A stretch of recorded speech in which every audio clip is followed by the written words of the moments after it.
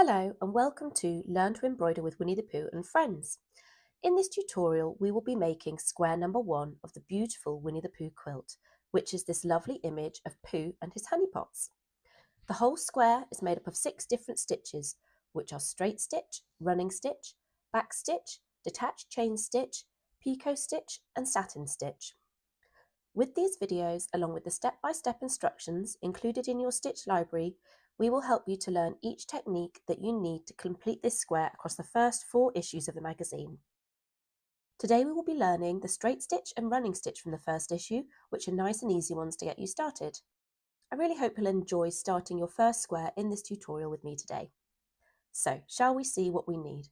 For square number 1, we are going to need a pair of small, sharp scissors, along with all of the items that came in this issue. So that is the Pooh and his honey pot square, and the following threads: number 74, which is a mid-brown, number 83, which is a light green, number 191, which is a blue variation, number 192, which is a mid-green, and number 193, which is a pink. There is also an embroidery needle that came with your magazine, and it's the perfect size for sewing these squares. And finally, there's the embroidery hoop. This will keep your fabric taut and prevent stitches from puckering, but the decision to use one or not is up to you entirely. It depends on whether it feels comfortable enough for you and is very much a personal choice. So we're going to start off by separating the strands of thread that we need. For my first section, I will be using number 74, which is the mid-brown. To separate the thread, hold the band of the skein firmly and pull out a loose thread to the required length. We need 2 strands for this section, so to separate the strands, tap the end a little to separate each of the pieces, and this will allow you to fan the end of the thread. Pull the number of strands that you require away while holding the thread loosely.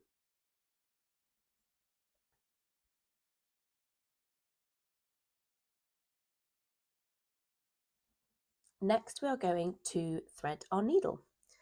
One way is to fold the end of the thread in a small loop and hold it against your finger using your thumb. Slide the eye of the needle down over the top of the loop of thread. The first stitch we'll be learning is the straight stitch. This is the first stitch that you need to know before learning any other stitches.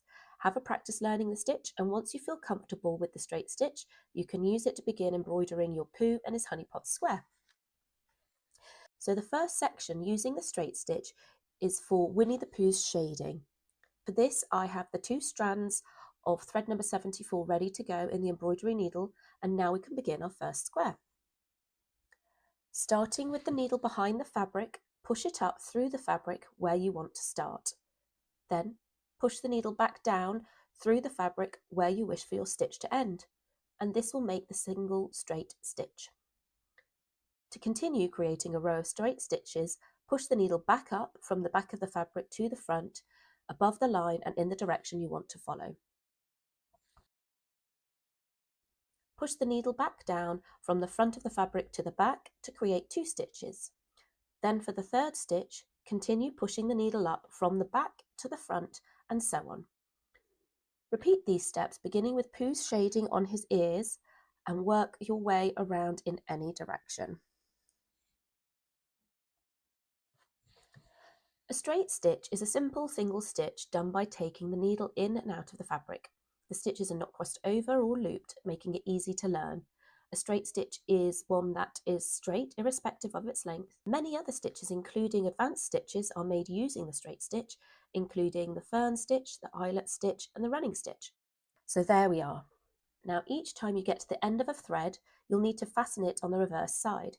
Simply slide your needle under and over the last 3 or 4 stitches to weave it in and secure it.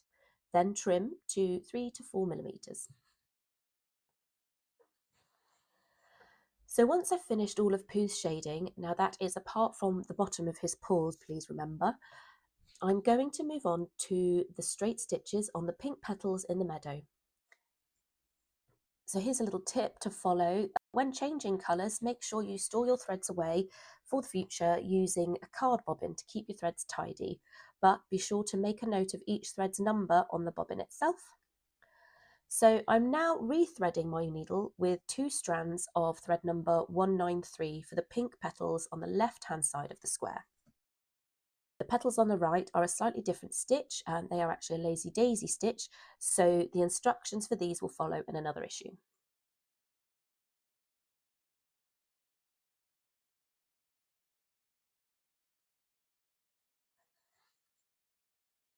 Then my final straight stitch for issue number 1 is the grass on the meadow. I'm going to be rethreading my needle with 2 strands of number 83 for the lighter green parts.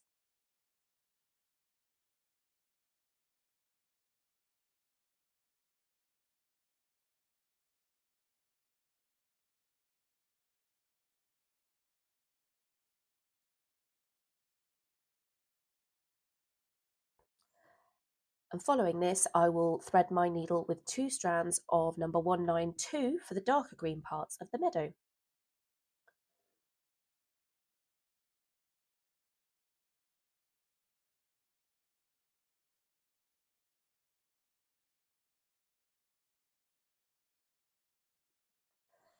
The next stitch we are going to learn is the running stitch, which is a very versatile stitch and the basis for all hand sewing. It is actually the foundation for many advanced embroidery stitches. So for issue number 1, we are going to be completing the running stitch on the bee's pathway of the square. I will need 4 strands of thread number 191, which is the blue variation, and then starting with the needle behind the fabric, push it up through where you would like to start, and then push the needle back down through the fabric next to where you started to make a straight stitch. To make the second stitch, push the needle from the back to the front of the fabric right next to the first stitch, along the same line. Then, ensuring the stitch is roughly the same length as the first stitch, push the needle from the front to the back of the fabric again. Continuing along the line you want to stitch, try to keep the stitches equal in length and spaced evenly apart.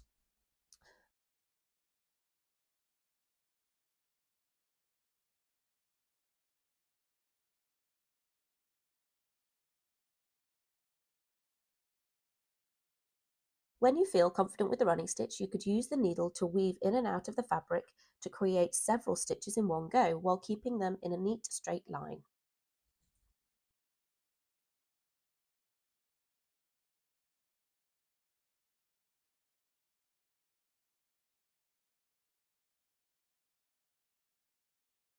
To recognise a running stitch, it appears as a dashed line of small straight stitches, all the same length and evenly spaced.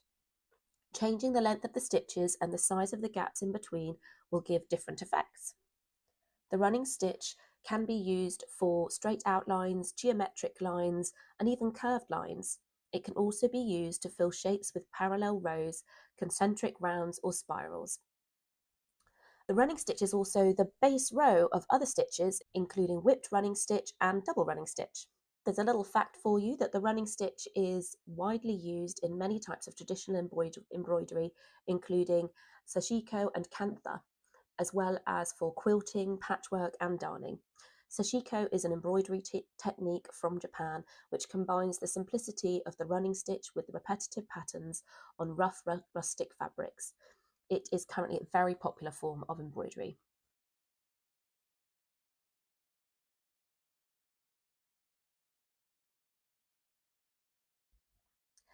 And to finish, we're going to secure our stitch by sliding the needle under an existing stitch.